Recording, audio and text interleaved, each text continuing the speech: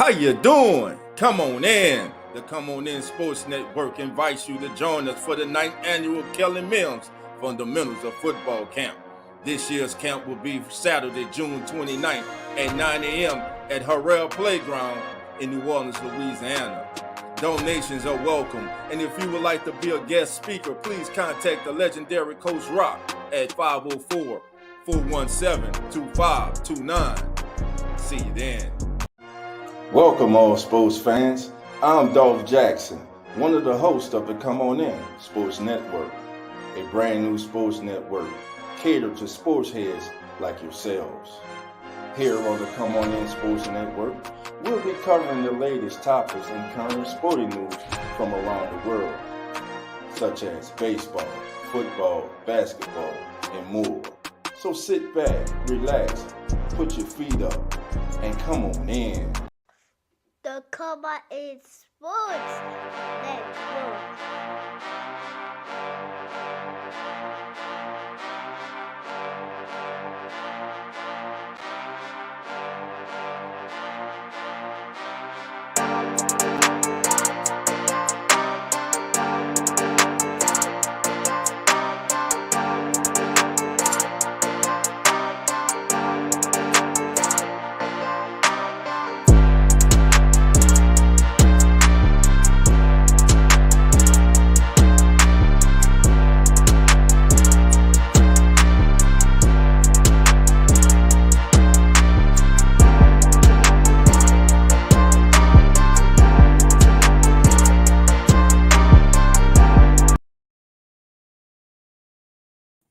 NFL Nation, how you doing? Come on in. I'm Dolph Jackson, And I'd like to welcome everyone too as the NFL turns. Family, the doors are now open, so you already know. Come on in.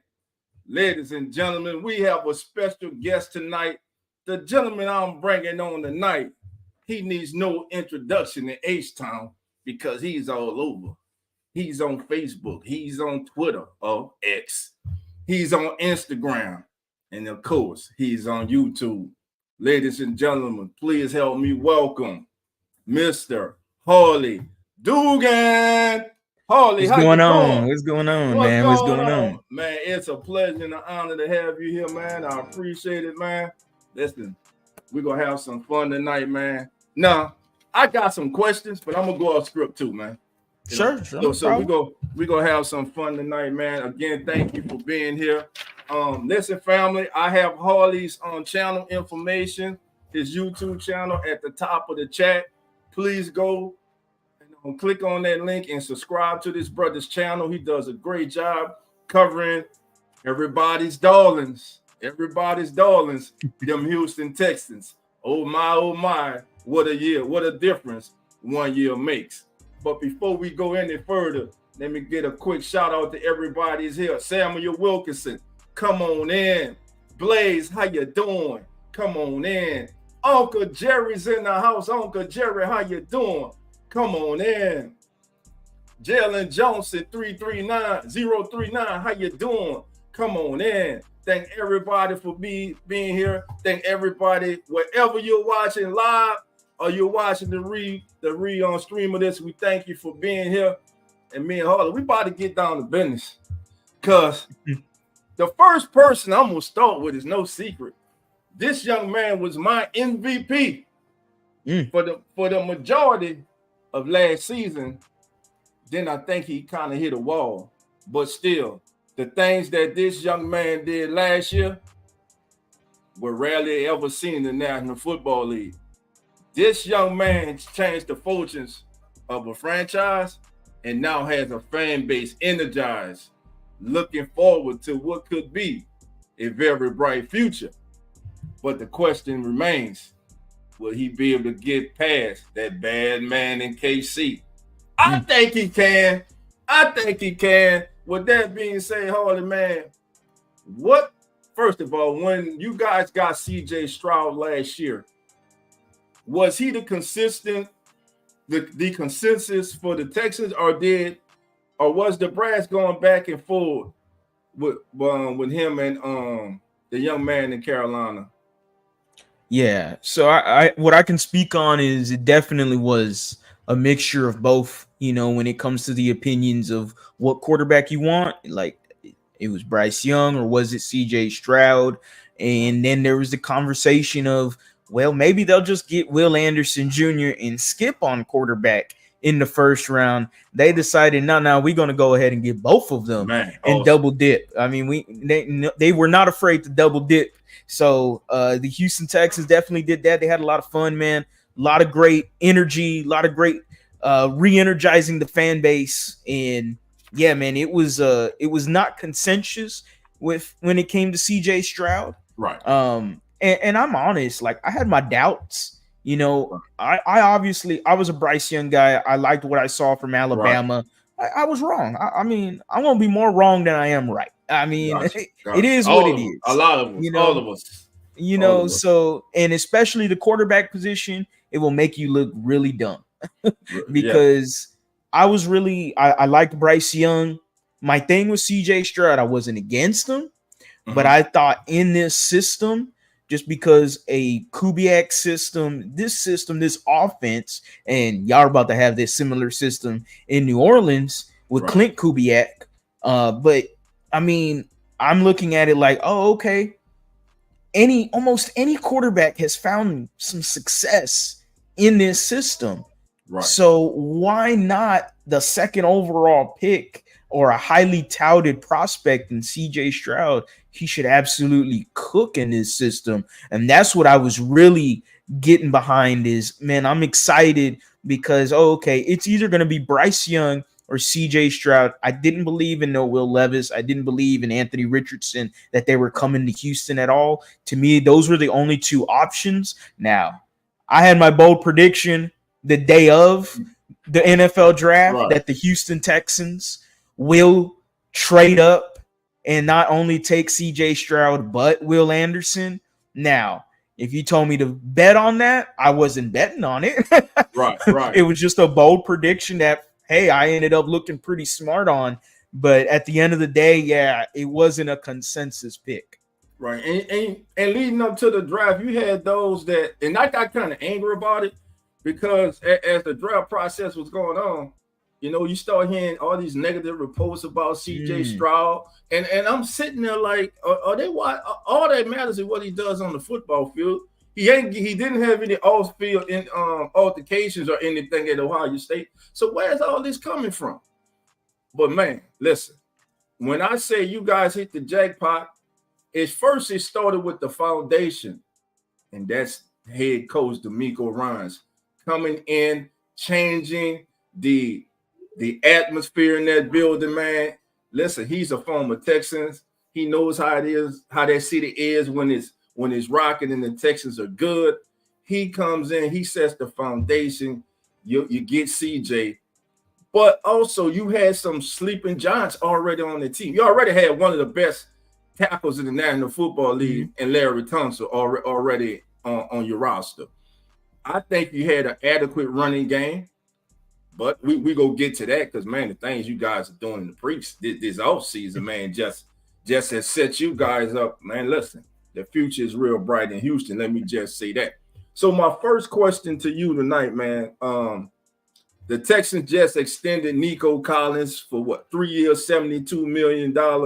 Yes. So now the wide receiver room, you have Nico Collins, Tank Dell, John Mechie, who a lot of people forget about, and a kid that I like coming out of college from Iowa State, Xavier Hutchinson.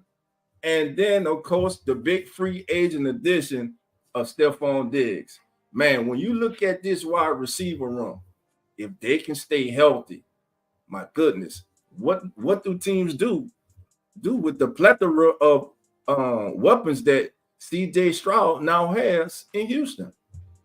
I mean, CJ Stroud said it himself yesterday after minicamp.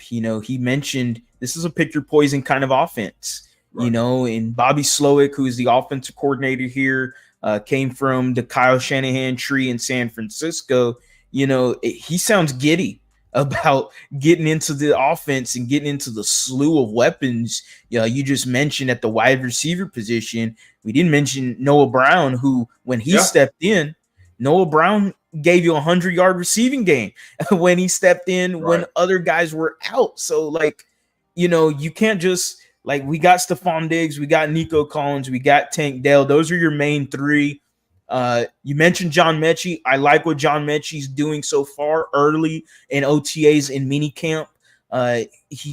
Everyone keeps saying that it looks like the speed is back and the quickness is back. This is a guy that was recovering not only from a massive injury that sidelined him to fall in the draft, then he also had to go through cancer. So he's really had, just really unfortunate luck to enter his career in the NFL. Right. This is really his first full off season of football activity. And everybody, including your quarterback, your coaches, local media here in Houston, continues to rave about John Mechie. And I'm like, man, Robert Woods is also here. Noah Brown's here. Xavier Hutchinson's here. They traded for Ben Skoronquo, an unknown from the Los Angeles Rams. Right. And you look how Sean McVay used them, and you're going, man, Bobby Slowick could use him similarly too. Why would they just trade for this guy? There's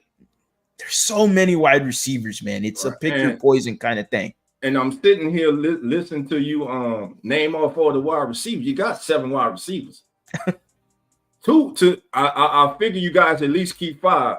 That means 2 really good wide receivers are going to be free. I don't see you guys keeping. I don't think you keep 6, and that might be stretching it. So I think you guys keep 5, man. And with those 5, we know the top 3. Who gets in your opinion, gets wide receiver number 4 and wide receiver number 5 for the Texans? I think when it comes money wise, I think it would make sense to move off from Robert Woods.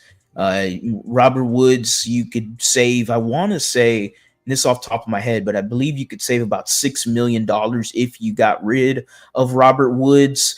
And so John Mechie, that opens the door up for him.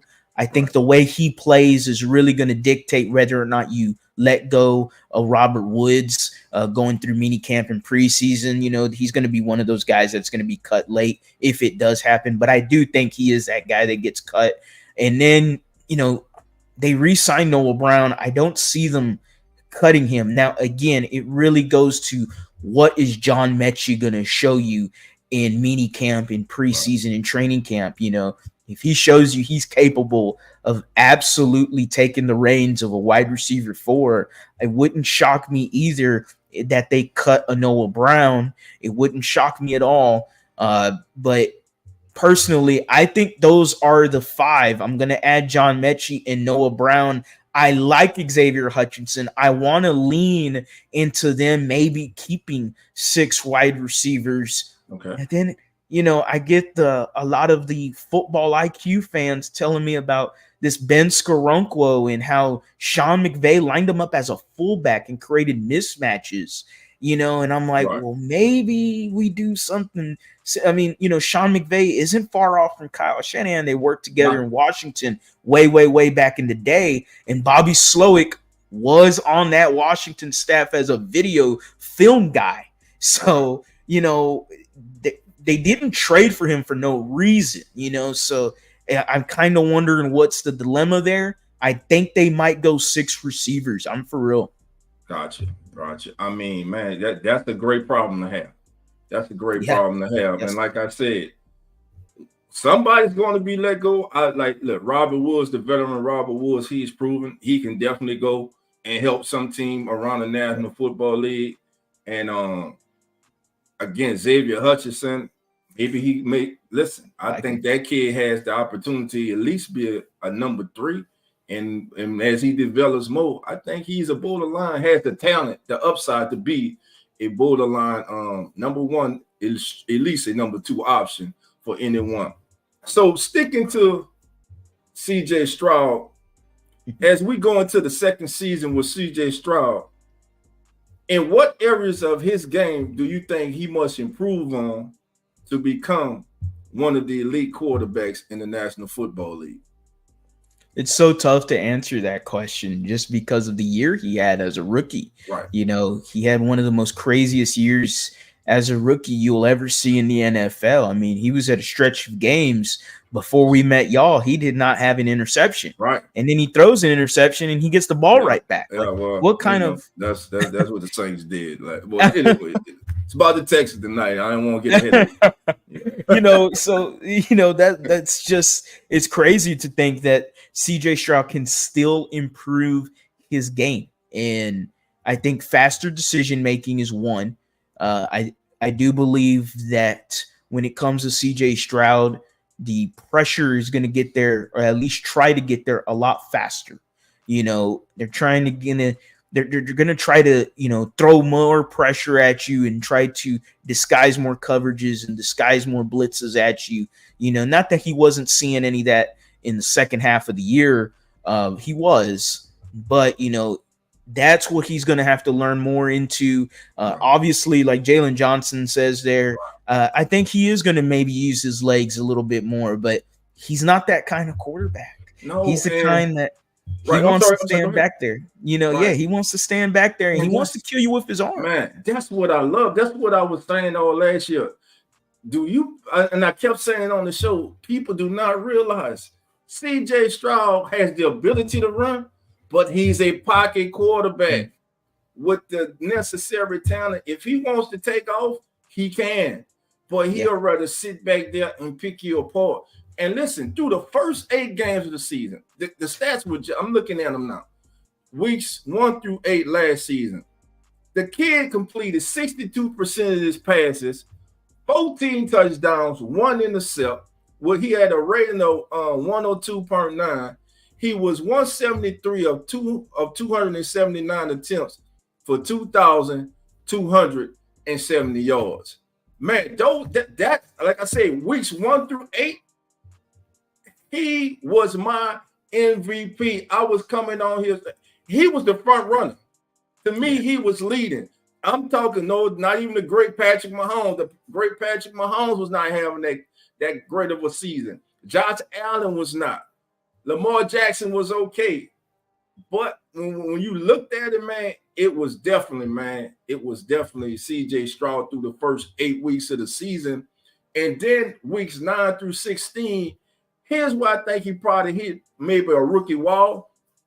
But his completion percentage actually went up from 62 to 66%. He had 9 touchdowns and 4 interceptions.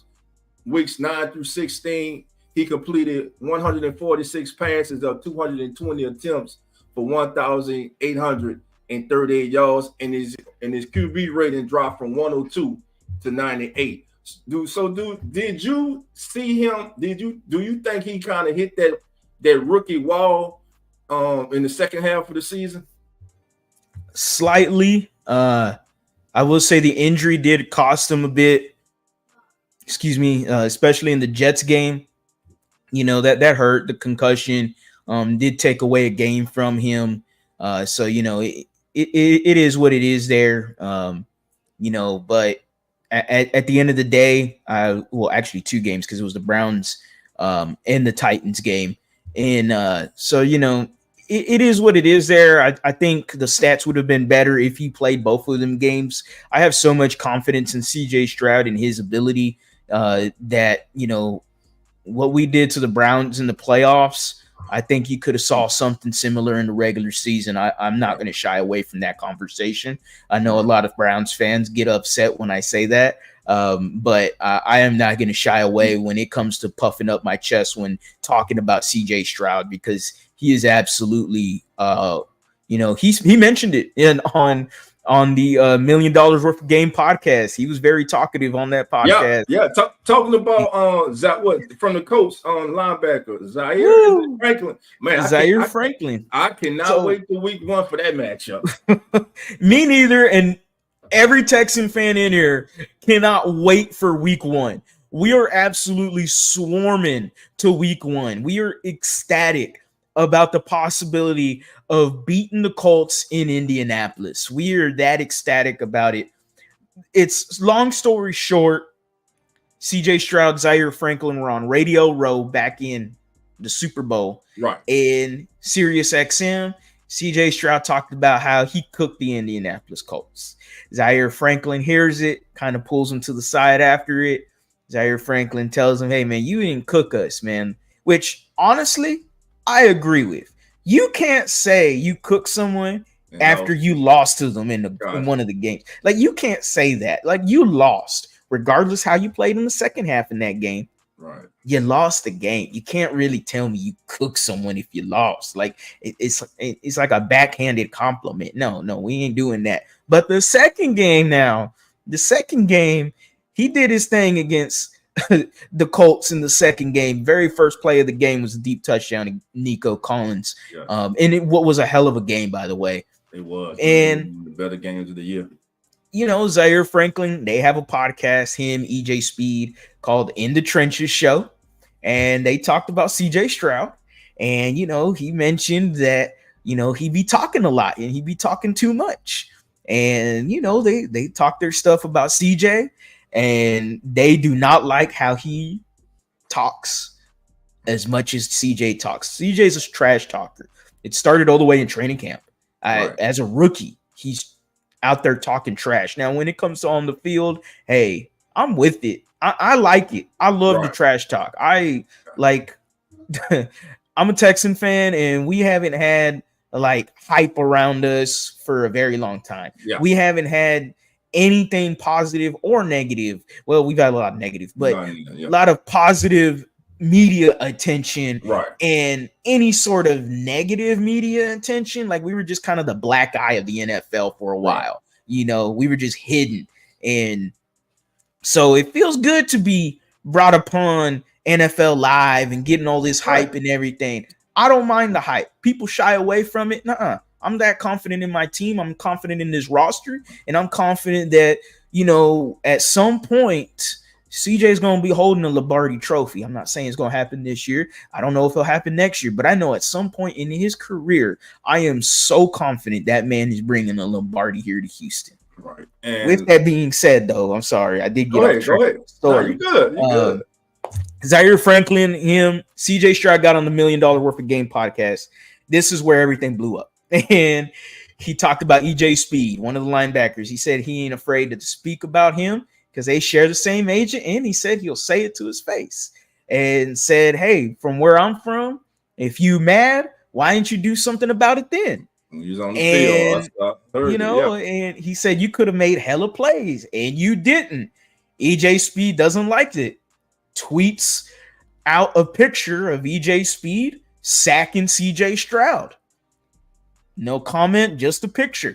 Right. Robert Mathis, former Colt. Great pass rusher. Mathis, yes. He comes on out. Second-year quarterback talking real crazy. Someone's got to shut him up. Okay. A robbery room, man. I love it. Yeah, and then what's going to make that week one even better? Anthony Richardson will be available. That's something Zaire Franklin mentioned on the Green Light podcast of Chris Long. Zaire Franklin mentioned, like, hey, you might have beat us in week 18, but you still never beaten Anthony Richardson in your career. And, I kind of scoff at it because Anthony Richardson didn't finish the game. I mean, just because they were up on us big in the first quarter, it don't mean nothing to me. Like, there's still 4 quarters to be played. And sure, they were trouncing us, but, they come in with Gardner Minshew. You got to game plan for a different quarterback after Anthony Richardson just dropped a quick 14 on you. You like, hey, they had a turnover that went their way. They got a quick 7 off the turnover because they had favorable field position. I'm ready for week 1 to start. That's basically what I am insinuating here. My Texans fans are definitely swarming, man. Man, listen, you guys should be, man, because for the last, 3-4 years, it was one and done for the coaching staff. And I was like, God damn, I wouldn't even want to take the job in the Texans. But it was getting downright ridiculous. And I know real Texan fans, I ain't talking about the bandwagon jumpers, because you get a lot of them now want to come on in who stay in Houston, who weren't wearing Texas jerseys and talking Texas. Now they walking around with the chest all poked out. I ain't talking to y'all. I'm talking to the real Texan fans who've been riding with them through the good and the bad, who ain't jump off and start following another team. And if you feel some type of way, I'm talking to you. Now, anyway, let's get back to this. Coach DeMeco Ryans. How has in one season DeMeco Ryans changed the fortunes of the Houston Texans? But hold on, how should I put this? How has he changed the fortune of the Houston Texans in one season and has instilled confidence in the team with the fan base in just one season? And this question is just not for Harley, because Texas Nation, I see you in the chat, baby. This question is for you too. Answer it. I want to see your answers too. We're going to highlight it too. Harley, I'm going to start with you, my brother. Oh, man, DeMeco, this is like a storybook kid story, like I wanted DeMeco here. When it came out that I already knew that we were going to let go of Lovie Smith. Everybody knew this at some point during the season. They were going to let go of Lovie. And, I'm looking at what coaches are going to be available, and I'm looking at DeMeco Ryans. I wanted Robert Saleh 2 years ago coming from San Francisco. I love that. I love the Shanahan offense. I miss that Gary Kubiak offense. We had it here in Houston for quite some time. Kubes was very successful here, just didn't ever get us past to the promised land. But regardless, the one thing I will always take from Kubiak, give me that offense. And if I can get that offense, I have no problem with almost whoever the coach is. But when I see DeMeco Ryans available, I went immediately, go ahead and give me DeMeco Ryans, because he's a former player here in Houston. He's going to have the fan base in the palm of his hand, because everybody loved DeMeco here. Nobody. I was upset as a young man. I was upset when they traded him to the Philadelphia Eagles because, quote unquote, he didn't fit the 3-4 scheme with Wade Phillips. So, that made me laugh because D'Amico was such a good player here, but he immediately changed the culture, man. You could just feel it from his press conference immediately. He started talking in the press conference, exactly. And he started talking in his press conference. I got chills. It felt different. Everything felt different when he started talking. No offense to David Culley, no offense to Lovie Smith, a little offense to David Culley. But, when it came to those guys, it was just, an orange peel. Like, it was just a personality that I just couldn't get behind and I couldn't get excited. And if I can't get excited, then how can a player get excited? You know what I mean? Like, it's transparent. Right. And D'Amico was, man, easily gravitated the room. You had former Texans players that played with D'Amico Ryans all there at the press conference. And they all get you a peek behind the curtain and say, oh, we call him Captain. Every one of them. And I'm talking big names: Brian Cushing, J.J. Watt, Jonathan Joseph, like all of the big time Texans players that were here all call him Captain. J.J. Watt mentioned the story of, when he got to be a rookie here in Houston, he was like, man, where does D'Amico live? He was trying to find a home. And he said, where's D'Amico live? I want to live in the neighborhood D'Amico lives in. Because that's how much leadership D'Amico had within that locker room. And I knew it was just going to it was just going to go everywhere, permeate the whole locker room here in Houston. And it's been awesome. And I say the Swarm. I call it the Swarm. We call it the Swarm here in Houston. It's a mindset that D'Amico Ryans put in since day one at the press conference. He mentioned it. He talked about having a swarm mentality. What is a swarm mentality? It's special work ethic and relentless mindset. He said it not only in the press conference, Pat McAfee show. He has continuously said this over and over and over. He's got the GM bought in. Nick Caserio says we're looking for guys with a swarm mentality, and it just permeates through the fan base, through the locker room. That is the kind of guy he wants, and damn it, it feels good to be a Houston Texan with him as a head coach. He was taking away his NFL Coach of the Year award. He should have been NFL Coach of the Year for me. I thought, listen, shout out to Cleveland's coach, but damn it, the job that D'Amico Ryans done last year, nobody, a rookie quarterback, a rookie head coach, a total new staff, and a team that had been in flux as far as head coaches go for the last 2-3 years, and that man walks into that building and changes the fortunes of that franchise to right now, the Texans are legitimate Super Bowl contenders in the National Football League. And this is not just words. It's not just coming from Harley or myself.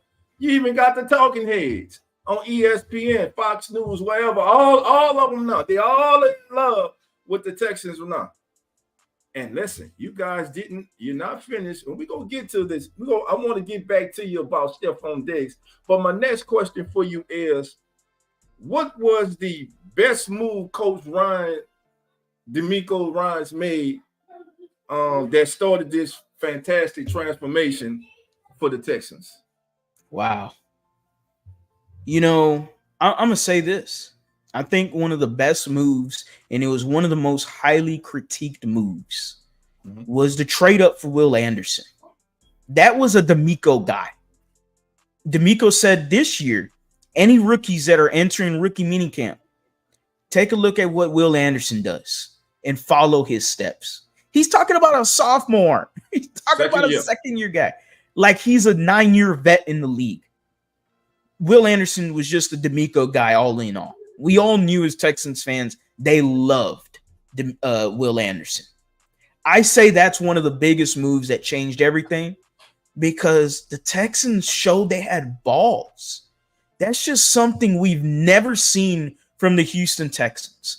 I mentioned Kubiak, and it was the same way with Bill O'Brien, but it was always suit and tie, very nice and clean up, get your hair cut, make sure you look nice and presentable, and we don't do anything risky. Now Bill O'Brien did some crazy things, but that's besides the point. Now that I've never seen the Houston Texans take a chance on players, like they never have done this. And so when I see, okay, we're not only drafting CJ Stroud, but we're all in. Like, we have no idea if this is going to work, but we have so much confidence in the coach we hired and what he's going to bring to this team that we are all in with his mindset. And we're going to trade up for your player specifically, coach. And we're going to get Will Anderson Jr.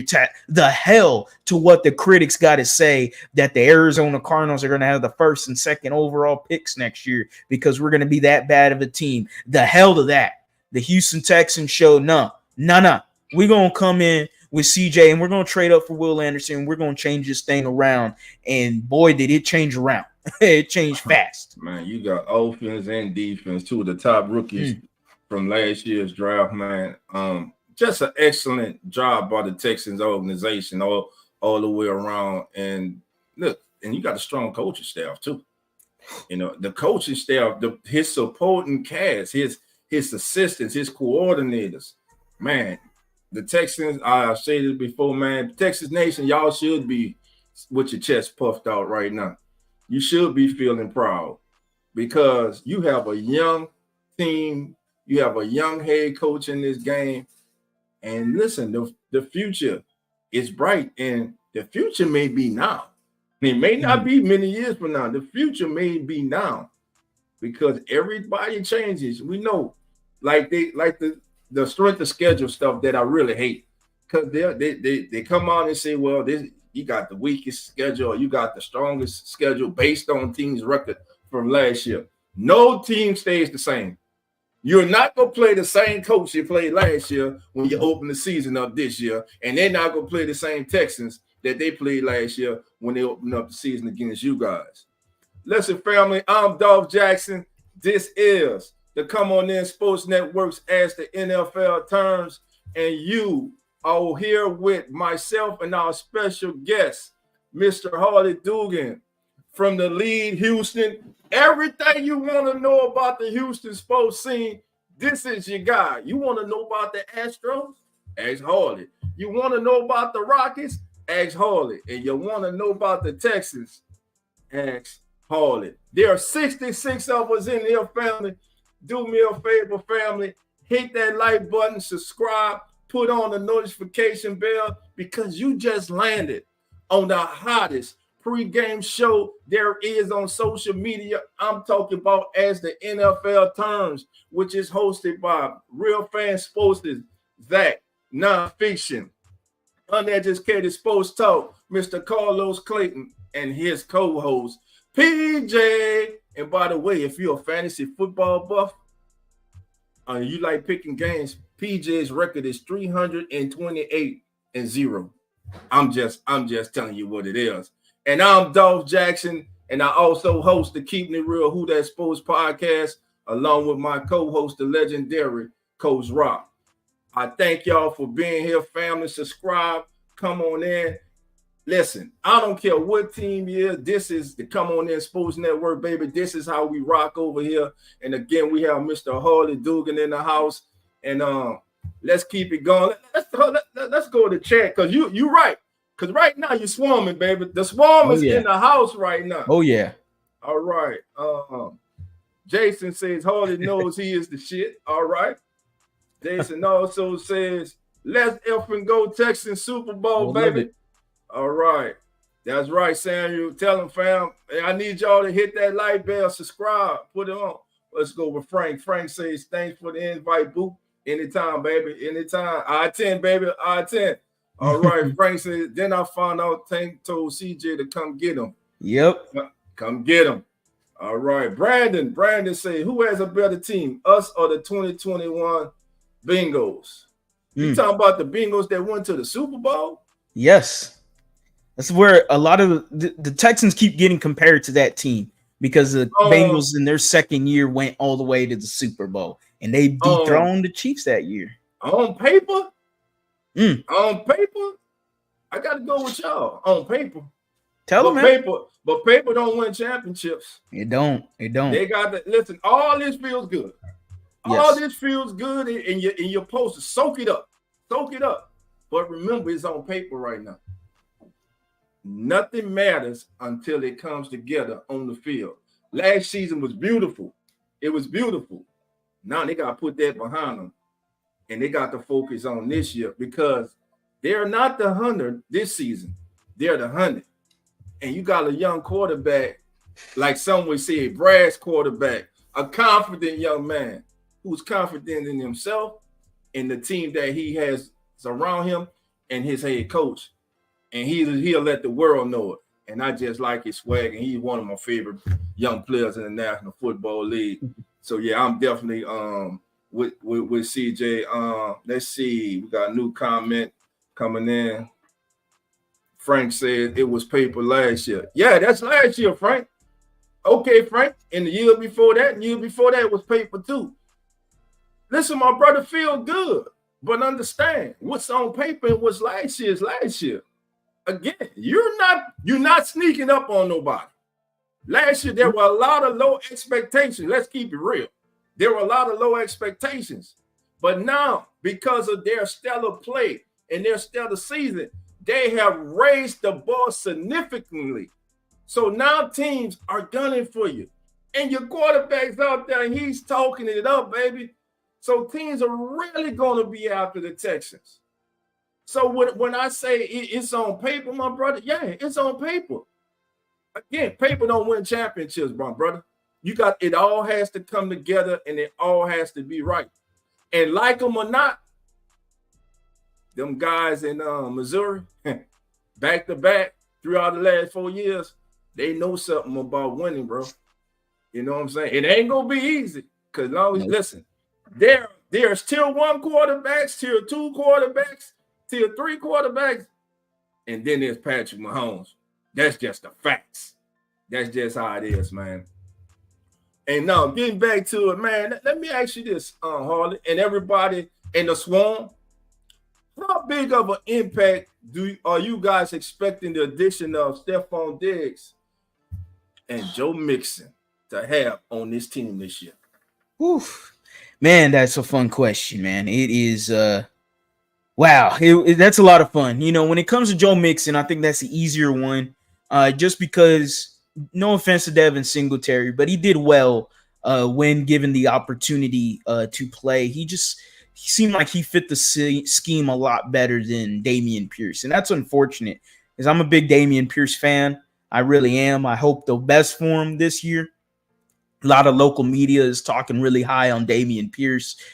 So I'm hopeful that a second year in this system, hopefully really grasping everything this year and learning the system a lot better. That was a little bit of a problem for him last year. Mm-hmm. With Dameon Pierce, it's, see hole, run through hole. Okay, no problem. I can do that. He's north and south. And hey, 2 years ago, cool, man. That was fantastic. When you didn't have nothing else on the team, he was fantastic to watch. Almost 1,000 yards as a rookie. Devin Singletary did his thing when called upon, and he had a solid year for you. Almost 1,000 yards himself.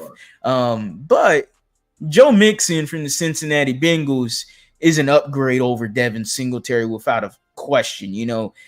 Joe Mixon brings a Super Bowl appearance because he was with that Cincinnati Bengals team. Right. So he knows how to get to where you need to get to. The man is used to winning. He's been in the playoffs with the Bengals. So then you got a guy as well in Joe Mixon that is a dual threat running back. He not only is he good rushing the ball, but he's good receiving the ball. And the Texans did have a lot of screens. And Joe Mixon was number one, according to NFL Next Gen stats, when it came to screen yards after the catch. Joe Mixon was the number one running back when it came to that. So the Houston Texans, who used screens quite a bit last year, they definitely going to have some fun with Joe Mixon.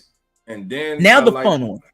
Yeah, before you answer that, let me just say to Jason, what Jason at? Because you had the right show, brother. They said the same team this year. Just watch and see, Jason. Evidently, my brother, I don't know if you think I'm against you guys or something like that. You just want to argue, but my brother, again, paper is paper, my brother. Listen, you're supposed to be confident. You have every right to be. I just hope you're not one of them I talked about earlier, though. You know, who went to the swap meeting and bought a damn Texas jersey. It ain't really authentic, and you wearing it, and now you walking around with your chest poked out. You're talking, but you're not listening. But anyway, Harley, you go ahead, man. You go ahead. I just wanted to address that, right? No problem, man. The fun conversation is now when you get to integrate a Stephon Diggs into, in my opinion, the best trio of wide receivers in the NFL right now, with Diggs, Nico Collins, and Tank Dell. Man, it is going to be amazing, to say the least. Definitely Bobby Slowick is excited when it comes to talking about Stephon Diggs. Stephon Diggs has also been working with a lot of the younger guys, one of them including John Mechie, who he's worked with a little bit when it comes to OTAs and minicamp.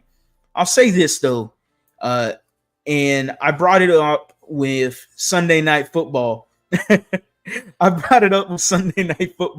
Rodney Harrison and Tony Dungy were talking about the Texans just a few weeks ago, actually 1 week ago. And Tony Dungy's biggest worry was, how is Stephon Diggs going to work here in Houston? And Rodney Harrison said, look, he knows that they got other receivers besides himself. He knows that he wants to win a Super Bowl. He knows that he wants to get into the playoffs and do his thing and rock and roll. At the end of the day, though, he's got to understand he's a veteran and he can't compare himself to everyone else. And I agree with it. I think there's a certain part of the year where Stephon Diggs maybe has not the same amount of catches and yards compared to a Tyreek Hill, compared to a Jamar Chase. But he can't look at that. He's got to look at the bigger picture. And the bigger picture is the same guy that always stays after the game and just watches the parade of the Chiefs going to the Super Bowl. Like, to me, that tells me, okay, you want to win a Super Bowl. You want to get to that part. Right. If you want to get there, it's going to take a little bit of, you got to lean a little bit. And you got Tank Dell and Nico Collins. I don't need him to be the guy. Do your thing with the route running. He's a crisp route runner. He hasn't even lost anything when it comes to route running. We've seen it in minicamp. Sure, is he the same speed? No, but you got Tank Dell. And hell, Nico Collins can pop off the top too. So, it's a pick your poison offense, and I think it's going to be a lot of fun. And CJ Stroud and him continue to build chemistry through not only minicamp, but they've done it in the offseason as well. They've already been working out. They've already been doing their thing together. So it's just a lot of confidence with this Texans fan base when it comes to talking about Stephon Diggs and what he's going to do here in H-Town. Right, and it should be. All right, family. We're being joined by one of the co-hosts of the Come On In Sports Networks as the NFL's turn. I'm talking about the legendary coach himself, Coach Rock. Coach, how you doing? Oh man, y'all gotta excuse me, man. Basketball practice. My grandma, my wife's mother usually takes my daughter to basketball practice, but she was a little under the weather, so I had to do this tonight. So I'm just coming in. I'm just getting out of AU. Gotcha. Hey man, I like Jason. I like you, Jason. I like Jason, man, because he don't understand. See, I could deal with Jason. Jason, I like you, bro. Just join the family too of it.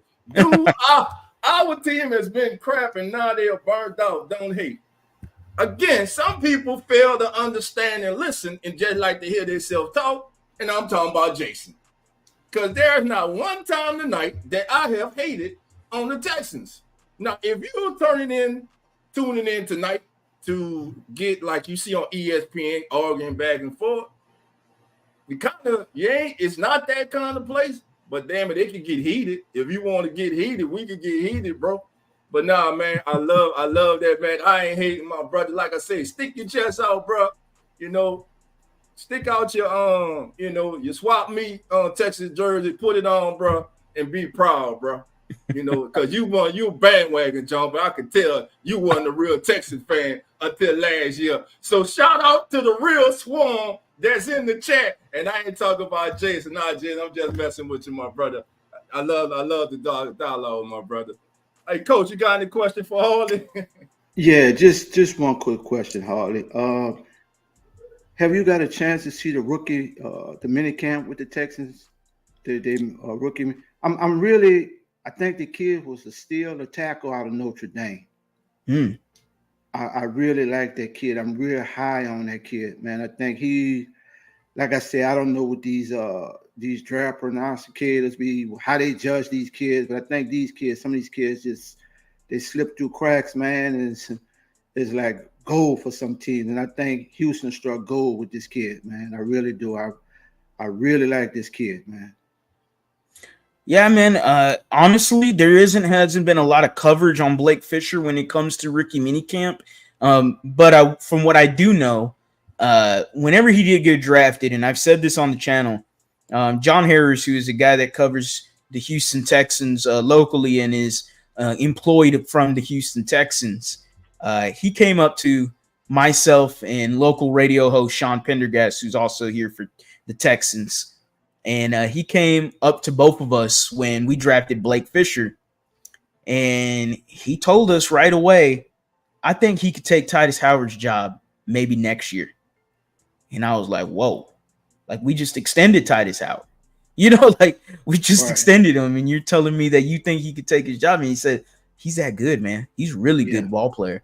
And I'm like, okay. And, then you get into the deep dive and it's like, oh, okay, he played opposite of Joe Alt, who was a fantastic left tackle in Notre Dame, played really good game as a right tackle. Oh, okay. Really good stats, really good numbers, really good technique. Okay, this is very interesting to say the least. It makes me wonder, are the Texans questioning Titus Howard in any way?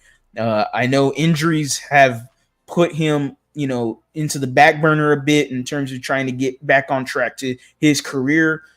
Injuries also caused him to play left guard. He's not a left guard. He's a right tackle. Right. I do not want to see him at left guard. He just does not have the feet or the speed for left guard. He just doesn't have it. Right tackle, when he's played there, he's looked okay. He's looked solid. I do question the contract extension they give him. I thought it was quite too soon. And maybe the Houston Texans are going, if we got a guy that we might have to cut at some point, and we think Blake Fisher is that guy, and we think he's ready at some point, Titus Howard could be the one that could shock some people. Not this year, obviously. I don't see that happening. But next year into the offseason, who knows what happens there. But yeah, man, they haven't shown a lot of coverage on Blake Fisher. I'll say that. Okay. And I also like the kid, I think you got in the 6th round, the linebacker out of Oregon. Oh. That's another one, man. I'm a big fan. Jamal Hill, who I had no idea who he was, honestly. Honest to God, man. It's 6th round pick. I'm going, okay, we'll see what goes on here. And I'm like, wow, safety transition to linebacker. A lot of fans love that. They just love that speedy guy. They go, oh, man, he's got speed, But immediately what I'm looking at is a guy that has raw potential. Yeah. And I'm going, oh, okay. So immediately this guy's a special teams dynamo waiting to happen. You already had the best special teams in football last year with Frank Ross, who to me is the best special teams coach in football. And to me should be somebody that should be getting some head coaching interviews is Frank Ross. But that's another conversation for another day. Jamal Hill, though, not only should he be really good in special teams for you this year, but I think you could sparingly use him in the coverage game. He looks really good in rookie minicamp. He's had some few good reps here and there that we've seen. In terms of drills, he's very fluid. And again, super raw, lots of potential. And guess what? You drafted him with DeMeco Ryans. And DeMeco Ryans loves working with linebackers. That's the truth, yeah. I talk about Christian Harris, who was amazing for us last year at the second half of the year. The first few games, Christian Harris was benched. it was not looking good for Christian Harris. And all of a sudden, under the tutelage and the pixie dust of D'Amico Ryans, this man had the talent. But D'Amico unlocked it even more. And hell, I highlight the Browns playoff game where D'Amico's there with the pad. And he's like, look, man, all you got to do is this. You're going to wait on Joe Flacco. You're going to wait on this route. You're going to sit on it. Once you sit on it, break, because he's going to throw the ball. Okay, no problem. Boom, pick six. It's like, damn, D'Amico. He still got a mind for the game, and he improved Christian Harris into another stratosphere. I'm expecting big things from year 3 out of Christian Harris. Yeah. And the one thing I was telling Dolph, man, I mean, everybody talks about the people that the other teams getting free agency, the drafts, but the whole thing comes down to the concept of, do players buy into the coaching system that they have? And the one thing I love about the Texans, they buy into D'Amico. They love D'Amico Ryans, man. And that's what makes that team special. And I think that's what's going to really make that team an up-and-coming team in the AFC, because they buy into what he's teaching. They buy into his philosophy. And then those kids will do anything for D'Amico, man. And it shows, on the field as well as off the field, that they buy into their coach and the coaching system that they have, man. And I'm really loving what D'Amico is doing with that Texans team, man. Agreed. So, Hardy, let me ask you about your 3rd round pick, safety Kalen Bullock from USC. What are you hearing about this young man, and what was it that they liked about this young man coming out? So I look at the safety group right now. Your starters are Jalen Petrie and Jimmy Ward. Both guys are a lot better when they play closer to the box. A lot better when they are playing closer to the line of scrimmage. They tried playing either one of them as that center field free safety, high safety kind of guy. It didn't really work out. Not at all. It was not pretty at times when it came. I mean, I believe Shaheed, who was against us in the Saints game. I mean, he beat, I believe it was Jalen Petrie on a deep pass that, I don't know if it was a touchdown, but it was a deep pass from Derek Carr to Shaheed. Like it was not pretty last year when it came to over the top busted coverages from the safety position. What Kalen Bullock brings is a free high safety guy, is a center fielder that maybe D'Amico would obviously highlight, and maybe he wants to get back to some of that San Francisco 49ers kind of defense where they multiple cover 3 zone disguises is what they used. D'Amico tried to implement it. He just didn't really have the players to fully complete it. That's why he turned more into, you know what? I'm going to lay back some of this soft zone. I'm going to disguise it with some blitzes. And in the playoffs, it was, let me turn everything on its head, and I'm going to just play straight man-to-man. Derek Stingley, you're going to shadow Amari Cooper, and you're going to lock him down the whole game. Derek Stingley, you're going to shadow Zay Flowers, and you're going to lock him down the whole game. You look up both of those guys' stats, and they did not do a damn thing because Derek Stingley was absolutely amazing. So with Kalen Bullock, the tackling has to get better. He's not a good tackler. That's what they're looking up now. They're saying he kind of his angles inconsistent and he misses tackles, but they say he's aggressive to be a slender defender. He is very aggressive when coming up to stop the run. And ESPN had him as their number 1 safety. Yeah, and you guys got him at number 78 overall. Good value, a good value pick there. Hey, family, everybody here. I'm talking about Who Dat Nation. I'm talking about the Swarm Texas Nation. I'm talking about NFL Nation. They got 84 of us in here right now. Doc damn it, all 84. Hit that like button. Hit the notification bell. Damn it, subscribe and come on in. I'm Dolph Jackson of the Come On In Sports Network. That's the legendary Coach Rock who says the game has changed. And before we get out of here, I'm going to let Coach tell you about that. And we're here with our special guest. The Swarm is in here. He don't need no introduction with the Swarm. Y'all know who it is. Harley Dugan is in the house, host of the Lead Houston. Again, for those of you who maybe have been under a rock and don't know this young man, if you want to know about the Houston Astros, what you got? If you want to know about the Houston Rockets, that's the guy. And if you want to know about the Swarm, baby, he damn sure your guy. And we got him here on the Come On In Sports Networks as the NFL turns. And it's a pleasure once again, my brother, to have you and the entire Swarm tuning in, baby. They are really swarming, baby. So listen, family, before we get out of here, I got a few more questions. And I got some myself. Okay, let me know what, Coach. Go ahead. I can wait. Go ahead. But my question is gonna go back and forth because you brought it up. Harley, what's going on with my damn Astros, man? What is this happening with my Astros? That's my squad, bro. What's going on? Okay. We gonna talk some Astros, buddy. It's a frustrating year to say the least. And to say the least, it is very frustrating. I will say this. I am not a fan of Jeff Bagwell intervening with the owner and intervening with Astros day-to-day operations. I don't like it. Him and Craig Biggio were hired on as advisors. Biggio stayed as an advisor. Bagwell has not stayed as an advisor. And to me, he just has too much pull and say within this organization. You know, Jose Abreu should not be playing for the Houston Astros right now. Yeah, man, his bat really dropped off. Yeah. It hurts, you know. I know it sucks, but you got to eat the money at this point. You know, like you got to eat 30 million. The Marlins just ended up cutting Avisail Garcia, and they let him go. They're eating $24 million that contract. It was a big contract they paid him. He just isn't performing. Jose Abreu, sorry, bud. It is what it is. Get on out, man. What are they going to do with Berkman? I'm hearing the trade rumors. What are they going to do? Are they going to re-sign him or are they going to move on from him? Man, I don't see any replacement for Alex Bregman until today. I saw Mauricio Dubon play third base, and I was always told Dubon can't play third base. Dubon can't play third base. They played him at third base today because Alex Bregman had got a hit on his hand, so they scratched him from the lineup just for an extra day, even though Espada did say he could hit.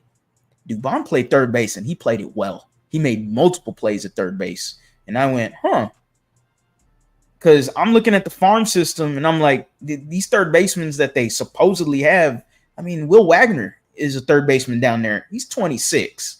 You know, Shea Whitcomb, who's having a really good minor league year right now, he's 25. You know, like these guys are a little bit long in the tooth when it comes to trying to bring them up right now. The only other one is Zach DeCenzo, who's down there, who's about 22 years old, 23 years old. But Bregman right now, I honestly don't know. I know it doesn't feel like he's going to be an Astro much longer. That's my gut reaction, and I hate to say it. I love Bregman, but you know he hasn't had that strong of a year either. Now, yes, he's gotten hot recently, but I mean, he was just hot about 3 weeks ago and then cooled off real fast. Right. You know, so and if he's got to get it going sooner or later. So, do you think by the trade deadline they're going to go out and get something as far as pitching or? You know, some power hitters. You think they're going to make some moves at the trade deadline? It depends because you're supposed to have Luis Garcia at some point back by then, either at the trade deadline or sometime in July. Luis Garcia is a little bit more advanced in his progress compared to Lance McCullers. Lance McCullers should be back by the All-Star break, all, you know, rumored, right? Those are two starting pitchers right there. Now, you just lost Jose Urquidy out for the year, Tommy John surgery. You just lost Christian Javier out for the year, Tommy John surgery. And it sucks, you know. It sucks really bad. But the pitching injuries suck. Dana Brown mentioned earlier today that they're always open for the starting pitching market. But then Dana Brown told me last week or 2 weeks ago, or I think it was a month ago, actually. Dana Brown said, oh, no, we're not looking for a starting pitcher. I mean, things change. I get it, but it just sounds a little odd to change up on your words in a month. I get 2 pitchers went down, but it's a little odd for me. So I don't know who they could get. I don't know. I haven't really looked into it too much. I know Luzardo is available. I forget what team he plays, but I know he's been rumored for a few teams. That's why I threw his name here right now. But they need some pitching. I wouldn't mind even some bullpen depth. They need some depth in the bullpen. And then hitting wise, I mean, man, there's a lot to go there with hitting because you're not getting a lot of production for first base. John Singleton, thank you for what you've done, but I mean, he's not a long-term answer. Right. You know, he barely a short-term. So, do you see any chance of a reunion with Springer coming back? No, I don't. No. Okay. He's very injury prone. I just don't see it. I know. I mean, Jake Myers right now has been playing very good at center field. Springer is playing a lot more DH and outfield. Who knows? It's not a bad idea just because you could play him at DH and have Jordan play left field a little bit. But Jordan's going to be playing a lot of DH. I just don't see it happening too much unless you give Springer the short wall and play him at left. Okay. Yeah, I really thought they were going to get Tucker from Chicago. I really thought that would really go after him. But it didn't never materialize. So hey, it's been a tough road, man. It's frustrating right now. I'm not used to losing with the Astros. I know it's been tough, but like I said, the pitching, all these injuries coming up now, man. It's and I hate them damn Yankees.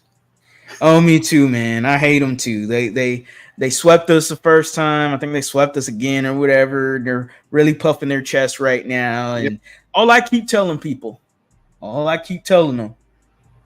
let us make the playoffs. And what's crazy, as bad as the Astros been, what they about 8 games out?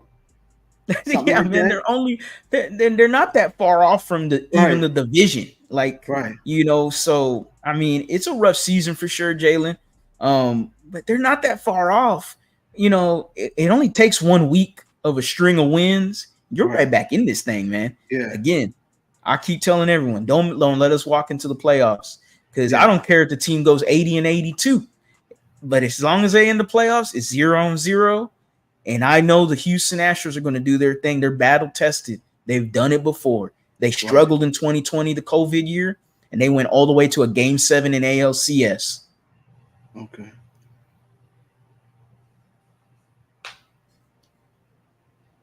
Mike's muted.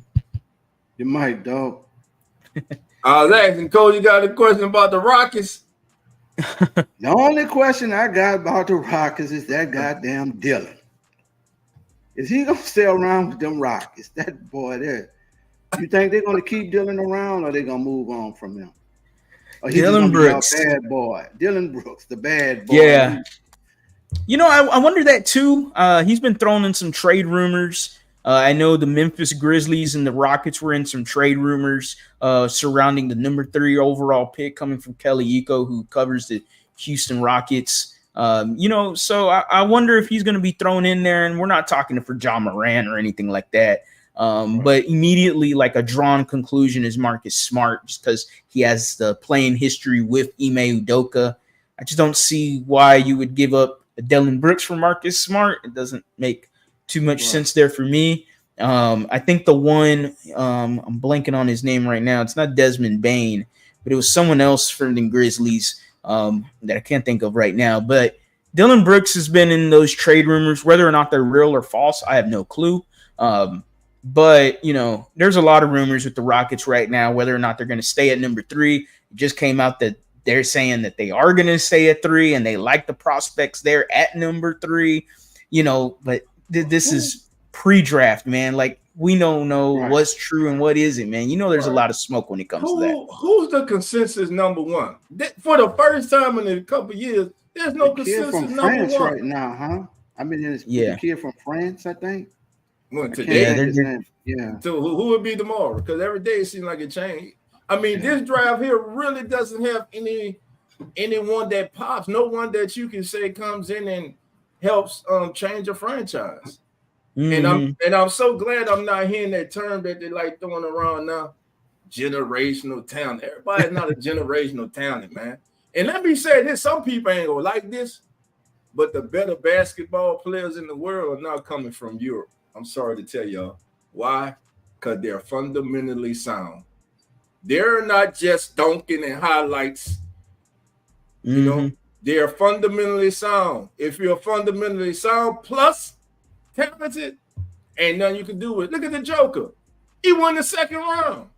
And now look at him. Arguably one of the best in the world, period. And one of the greatest of all time. Hands down. The man's a walking triple-double, man. Go ahead, Coach. And I think what else hurts us as far as basketball and sports, this portal, man. Because when you talk about those European players, and they're playing one system all the way through, man. Now these kids are going to school, they play 1 year, and all it takes for one school to come calling with the money and import them, and they're constantly moving around, and they're not in the same system, and they're just jumping all over the place, man. You know, they got 3 and 4 schools they done been to in like 3 years, and you know, it's that NIL and that portal and that money. It's a good and then it's a bad thing to me, and I think it hurts these kids because, like I say, all it takes have one good year. And a perfect example, look how good Duke was last year. And I think damn near the whole team don't got in the portal and left now. You know, and it's just crazy, man. I think everybody at Duke gone. And I mean, you look at Duke, they got to the final 8 or something like that, a Sweet 16, a final 8. Yeah, and now I think they got maybe 2 players left on that team. And all the others have jumped into the portal and gone elsewhere. And that's what's crazy, man. These kids, it's like that money come calling. It's like the free agency thing now. And they just jumping ships now, man. That's good they jumping ship. Damn coach has been jumping ship for years, making millions and millions of dollars. And I'm not with transferring 3 times in one damn year. Now, I'm not with that. Now, you should only be able to transfer once a year. You know, listen, if you go 1 transfer per year, you should only be able to transfer one time per year. If you have to transfer again, you got to sit out this year and the next year. But as far as coaches, and what kills me, you got coaches who complain, oh, it's not the same. How you gonna complain when a coach comes into my living room, sits down, talks to me about my child going play for him, and he already know him and his agents working on the deal to get him to go to another school. But my kid now signs, and now my kid's locked into that university, and he can't go anywhere else. Nah, man, I ain't with that. Now, I do agree with you, like, you know, it has gotten out of hand having these kids trying for 3-4 times. Man, that's just ridiculous, man. You might as well just go play semi-pro football or something, man. You know, that it just gets ridiculous. All right, Harley, one of my final questions for you is this, my brother. Going into year 2 of the DeMeco Ryan era, a lot of people are touting the Texans again as a Super Bowl contender. My question to you and to the Swarm, is it too much too soon for the young Texans?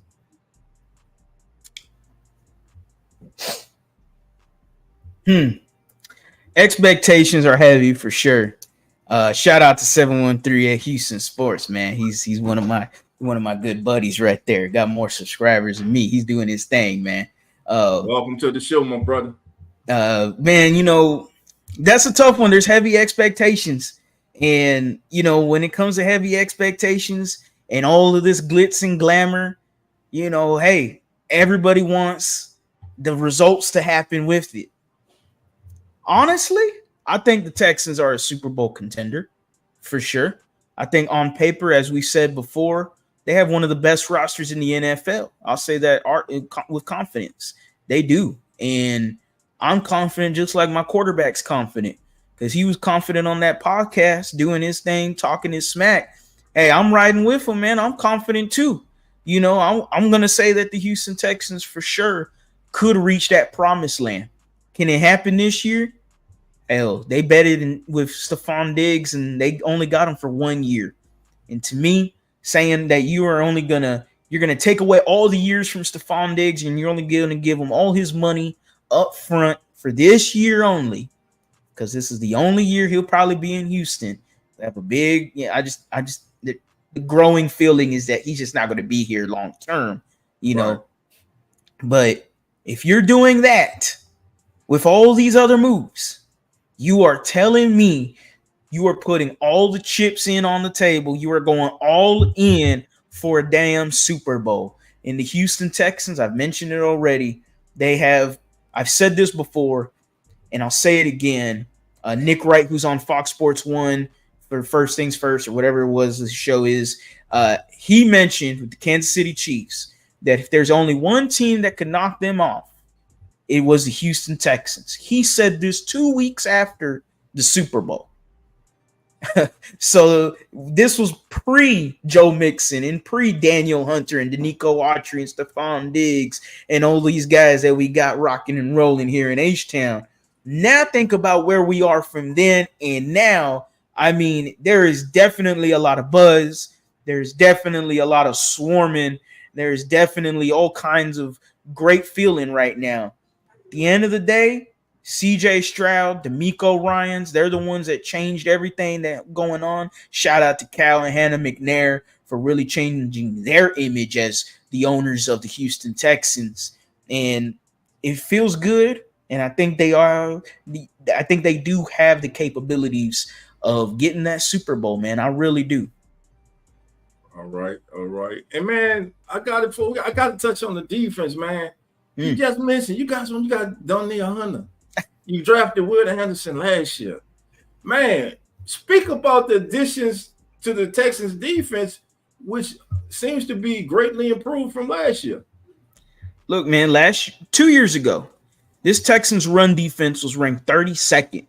And it was 32nd, like head and shoulders above everyone at 32nd. Like it was a bad 32nd. You might as well rank them 33rd. Like that's how bad it was 2 years ago. DeMeco Ryans comes in here and makes them a top 10 run defense. That is unfathomable. By just drafting Will Anderson, by grabbing a few guys here and there, and that's about it. And he worked with some paper clips and bubble gum and put it all together and made a top 10 rush defense. Defense against the run, they were top 10. The pass defense wasn't the greatest, but overall, the defense overall could actually stop teams, could actually hold up, could actually give you a goal line stand, was a competent defense, nothing to snuff about.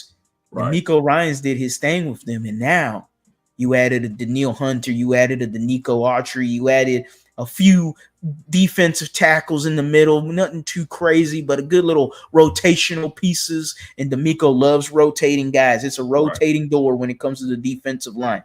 D-line group immediately, especially the edges, are such a big improvement compared to last year. Christian Harris, year 3, I think he's going to take off into a star. Hell, I think he could be a superstar. I really do. I am so high on Christian Harris. You added Azeez Al-Shaair, who the Houston Texans wanted 2 years ago when DeMeco Ryans came here. They missed out on him. They were left with Blake Cashman, who was already on the Texans, had a great year, transformed Blake Cashman, who actually stayed healthy, had the talent. DeMeco unlocks him. And, hey, shout out to Blake Cashman, got paid with the Minnesota Vikings. Azeez Al-Shaair, you went after him 2 years ago. Now they get their guy in Azeez Al-Shaair. It seems like this is the guy they wanted to get 2 years ago.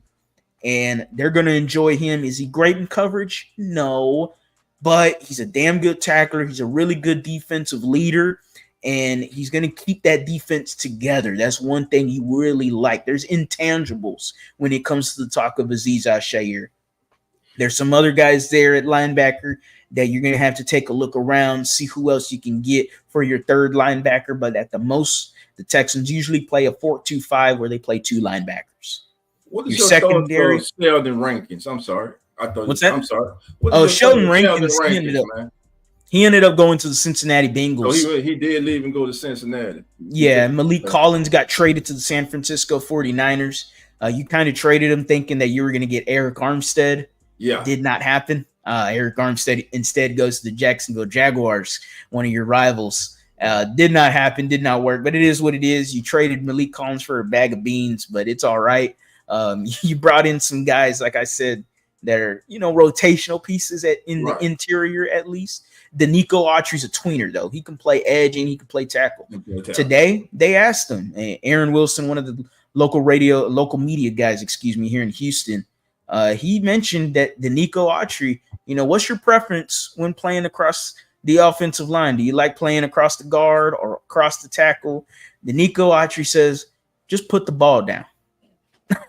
Let's put it down. Let's ball. Let's go. All right. I'm sold. Derek Stingley's got to get his love in this conversation too. I think he could be a top 10 cornerback. He arguably played like a top 5 cornerback last year. He's got to stay healthy The rest of the guys in the secondary, that's my biggest worry, is the secondary. What's going to happen there? There's a lot of unknowns. Y'all know a little bit more about Jeff Okudah than I do. Y'all seen him. Y'all gone against him last year. Yeah. Hopefully, maybe there's something there that D'Amico can unlock just because he was a top 5 pick at one point. CJ Henderson. Yeah. Y'all know him a little bit because he played with the Carolina Panthers. We'll see what we can get out of him too. But we're banking on that pass rush. With kid from Detroit, man. Sometimes it's just a change of scenery, man. True. So a change of scenery can be good. And just hear a different verse. And a lot of times it matters. Like when in this draft process, it does matter where a kid is drafted, which team selects a kid in the system, in the building, in the culture that player is walking into. Hey, family, there's 109 of us here. Please hit that like button. And what we're going to do now, we got the legendary Coach Rock right here. I want everybody, I'm talking about everybody in H-Town too. Saturday, June the 29th, New Orleans, Louisiana. That's right, Friday morning, early Saturday morning, jump in the car, head on down to the Big Easy because Coach will be having his 9th annual Fundamentals of Football Camp. It's free. Registration starts at 8 o'clock. Matter of fact, here you go. How you doing? Come on in. The Come On In Sports Network invites you to join us for the 9th annual Kelly Mills Fundamentals of Football Camp. This year's camp will be Saturday, June 29th at 9 a.m. at Harrell Playground in New Orleans, Louisiana. Donations are welcome, and if you would like to be a guest speaker, please contact the legendary Coach Rock at 504-417-2529. See you then. All right, Coach. Well, we got H-Town. We got the No in the house, baby. We got the Gulf Coast in the house, Coach. Let them know, Coach. They might hit the know for a minute night, you know. Let them know, Coach, let them know about your camps, man. How long you've been doing it, man, and what inspires you to even start the camp. Okay, man. I've been coaching like 25 years. I've coached Leonard Fournette, Jamal Chase, Jordan Jefferson, Tyrann Mathieu. Jesus, I can't think all of them right now. But this camp is called the Fundamentals of Football. And the reason I started the camp, man, is because I noticed a lot of coaches from the smallest level don't teach kids the fundamentals of football. And it's just basic things, man, from a three-point stand to correct way of holding the football and how important that is, taking the correct steps coming off the line. And you see it in the NFL, man. Kids make tackles, they close their eyes, people jump over them. The fundamentals are gone. So what I wanted to do was just give kids the basic fundamentals, because in anything you do, you got to have a foundation. And if there's no foundation, there's nothing you could do. Is the house will fall over. So you've got to have a foundation, man. And it's done. I pay everything out of my pocket. It's done for underprivileged kids. A lot of, like in New Orleans, when I played ball and I coach, the park used to give kids equipment and sponsor the uniforms and all that. Now parents are asked to pay tuition or they asked to pay registration fee of $125, $150. Like every parent don't have that, man, especially coming out of different type of neighborhoods of poverty and stuff. They don't have that kind of money. Some of them have 2 and 3 boys. So the whole concept of that was to give these kids something that would help them along the way of learning football. And not also that this year, I want to bless kids, give them cleats. A lot of games I go, I kind of referee, I go watch kids, they out there running. They have tennis shoes, tennis. You can't play football in tennis shoes, man. The shoes not tied. So I want to bless kids with cleats, you know what I'm saying? And then the football camp, my football camp is a little different. As we take hydration and water breaks, we have motivational speakers come in. I teach kids about, everybody, I would love it to happen, but all y'all not going to make the NFL. How important is your education? What is plan B? What is plan C in your life? You can't just think you're going to go to the next level. I would love for it to happen, but in realistic light, it's not gonna happen. So, what is your plan? You got to get an education, and anything you do, you got to get an education now. So we talk about the importance of education. We also talk about the importance of being a Christian athlete. You know what I'm saying? Understanding your faith walk with God, whatever your religion is, but having a relationship with whoever you deem as your savior, or however you look at it. Another thing I've been really high on is the relationship with the police. We have police come out. Like, I try to teach kids, all police are not bad.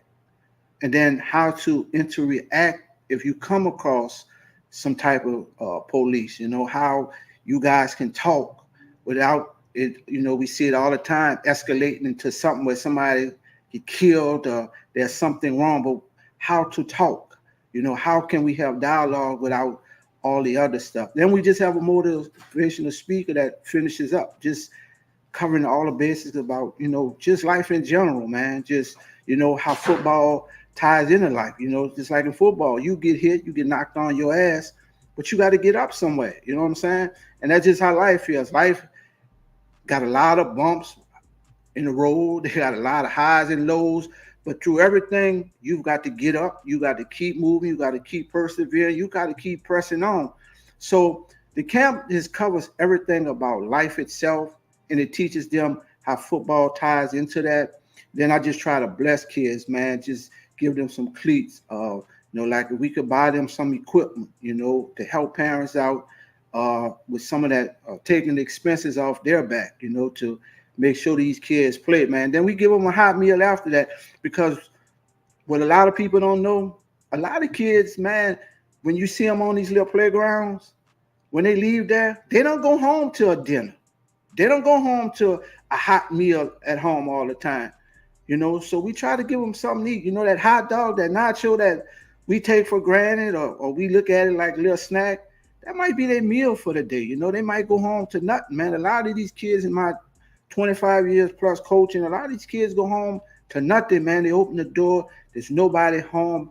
Parents are strung out on drugs. I could go on and on, that some of the stuff I've encountered. So, we try to give them a hot meal. So at least they go home that day, they've eaten, they walk in there, they have a nice pair of cleats, they say, hey, I got some shoes now, you just don't know how much of difference that makes in a kid's life. It's the small things, man, that makes big for kids in life. So, that's what the camps is about, man. Anybody that has with it, make donations. It goes toward buying water, Gatorade, hydrating the kids. It helps toward buying. We got a guy, JT. He comes and cook. He does, chicken. He does stuff for the kids. It's just, my heart is about helping kids, man. It's about making a difference in kids' lives. And I think too many times, this world has become about me, myself, and I. And it's not about, it takes a village to raise a child. And what that means, it takes all of us, man. Because I feel like when one kid wins, we all win in life, man. And we have to get this thing off being selfish just toward just ours, and be a blessing to somebody else, because just because you have now and your kids have now, you never know what the life or the road your kid might fall into, some type of whatever, and they might need somebody in life, So I just try to be a blessing to kids. That's always been my thing. I feel like that's where God has placed me at, and that's what I just try to do. I just try to bless kids in life, man. And that's it. We're being joined by the other host of As the NFL Turns. Just 1 minute. The one and only from Real Fan Sports, my brother Zach. Zach's in the house. Zach, how you doing, my brother? I'm doing good, man. Sorry I'm late, guys. We're doing some meetings with some different people we met at the event the other day, where we got to meet Dolph as well, which was super cool, and the meeting just took longer. So I'm here. I've been listening in as much as I can. How y'all doing today? Doing good. What's up? Good. Doing good, my brother. What's up, Harley? Nice to meet you, man. Nice to meet you too, man. How's you doing? Oh, getting by, brother. Getting by. It is what it is. It is, man. And let me just say this on the back of what Coach said. Listen, if you would like to volunteer, if you would like to be a speaker at Coach's event, when we said registration starts at 8 o'clock for the kids, it also starts at 8 o'clock for anyone who would like to speak to the kids. Again, it doesn't, we're not talking about, you don't have to be a famous athlete to come on here and speak to these kids. You could be a mechanic, you could be a sanitation worker, you can be a doctor, you can be a lawyer, you can be a street sweeper. If you're doing something positive in your life and you change your life has improved from the time that you were a child, and you know the situation that many of these young kids are growing up in, come let your voice be heard. Come show these young kids that, hey, they can make it. That though the odds may look like they're stacked against them, there are people out there that do believe in them and that do want to see them succeed. And that's all I wanted to say about that, man. Harley, I want to thank you. But before we get out of here, Zach, you have a question for Harley? Man, I don't know what y'all have covered so far. I guess my big question is this the start of a dynasty over there in Texas, man? Wow, that's a fun one. Haven't gotten into that one. That's a fun one, man. Wow. I hope so. Shit. Excuse me. Like, I know, man, I hope so. Look, it's fun to get into the conversation. But man, Dolph was saying it earlier, man. Everything's on paper, and we're 1-1 in the playoffs with CJ Stroud in the DeMeco era. That's fantastic. We weren't even supposed to sniff that last year. We've exceeded expectations already. The Houston Texans beat teams last year that they shouldn't have beat. Yeah, they beat a really good Cincinnati Bengals team that had a Joe Burrow, a very hot Bengals team. And we went into the jungle and slayed that tiger. Like, we did our thing in Cincinnati. I'm very confident that the Houston Texans can do it. I'm very confident that they have the players in place right now, and they have what I call about 4 pillars or 5 pillars of success that you want when it comes to the NFL in terms of, good players. You got the left tackle, right? Everybody wants to find the left tackle. You got Laramie Tunsil. Everybody wants to find a really good cornerback. You got Derek Stingley. Y'all should know a little about Derek Stingley. He went to LSU. He did his thing. He's doing his thing here. Stay healthy. And he's going to be doing his thing. Played like a top 5 cornerback last year when he was healthy. You got your top edge rusher, right? You got Will Anderson, who is the top edge rusher that you got and should be growing into a top edge rusher. You only paired him with some guy named Danielle Hunter, also paired him with some other guy named Danico Autry. Danielle Hunter had 16 sacks, by the way. So that's not so bad. And so you got an edge rusher, you got a cornerback, you got your left tackle, you got your quarterback of the future, and that's the biggest one. You found that, boom. First year, DeMeco Ryans, you got your quarterback with CJ Stroud. I'm very confident that he's going to be able to do his thing. And then the 5th one is, I call it the head coach. You got DeMeco Ryans, and he creates that swarm mentality. He's got the people swarming. He's got the fans swarming. He's got the people believing. And so, yeah, a dynasty. Hell, maybe the Astros are dying for my Texans to take the baton. You know what? It's okay, Master Splinter. We got you. We got you. I was just watching the Ninja Turtle movies the other night. Yes, sir. There we go. And I love that, man. Yeah, I mean, dynasty, I guess, like, there's no telling. You can't predict a dynasty, but just in general as a team, like a franchise team, like the foundation piece that y'all have, it feels like y'all have it now, and that's exciting. I mean, even whenever y'all had Deshaun Watson there, it's like y'all had exciting moments, but I feel like the team that y'all are bringing out now, it's better, and it's young, and you have a coach that's a player's coach that knows how to talk to these kids, these young men, knows how to handle them and knows how to get them to gather around each other, and the thing that I loved the most was right once CJ Stroud got drafted by the Texans, he went in and told them that he the wide receiver that he wanted them to go grab. So they traded up to make sure he got him. So it's a respect thing, man. You love that. You love that. And that's what builds a great franchise.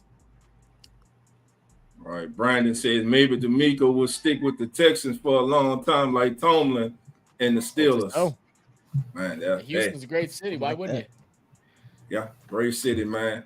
Well, listen, Harlan, I want to thank you, and I want to thank the Swarm once again for joining us tonight, man. It's been an absolute pleasure, my brother. Listen, your family now, man. That means you're always welcome anytime. You and the Swarm, even Jason, the bogus Swarm member. You welcome anytime, faker. But anyway, man, just having fun. Thank y'all for being here. Thank everyone for being here.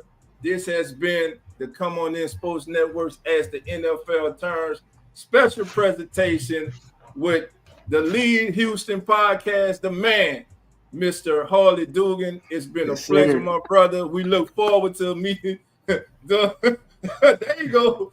It was a good way to end it. Swarm. He's swarming up, boy. I tell you, Swarm, baby. Jump in the swarm. Hey, for the Swarm, for the real Swarm family members, y'all got to get rid of these. Y'all got to kick these busters off the bandwagon. Because this bandwagon jumper in here claiming y'all, he jumping on them for the ride, baby. I'm just messing with you, Jason, my brother. I appreciate you, man. Jason, you're welcome anytime, man. Anytime, family. Now, listen. We about to get on out of here. Hey, man, don't put no winners in gumbo. That ain't no damn gumbo. You don't put winners in damn gumbo. You don't put corn in gumbo. You don't put peas. That's no damn gumbo. That's some damn soup. Oh my God. But anyway, goddamn, I just realized, Cole, you might get me in trouble with Jerry. Goddamn, Jerry about to click on now. But listen, man, we love you. We love y'all. Have a good night. Man, we gotta get the hell out of here. We go, man. The Come On In Sports Network.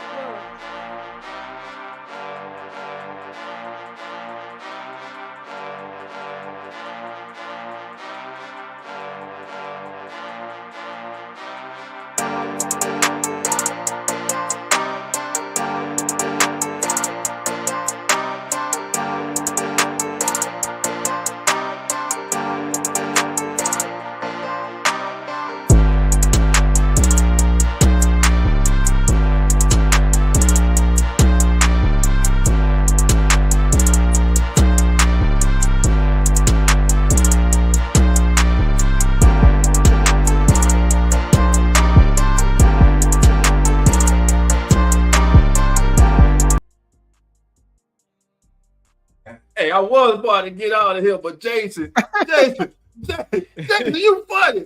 I made him angry. Let me see. Am I angry? Upset, bro? I'm having fun, brother. Ain't nothing like, hey, you just want to fuss, bro. You need Jason, bro. Listen here. I don't know if you got a girl or something, bro. You know, maybe you need to go buy you one of them pin-up dolls or something, bro. Get you a mannequin, bro. You need a hug or something, bro. something wrong with you. But anyway, man, we look at Hardy like, man, we out of here, man. My boy said, "Who New Orleans?"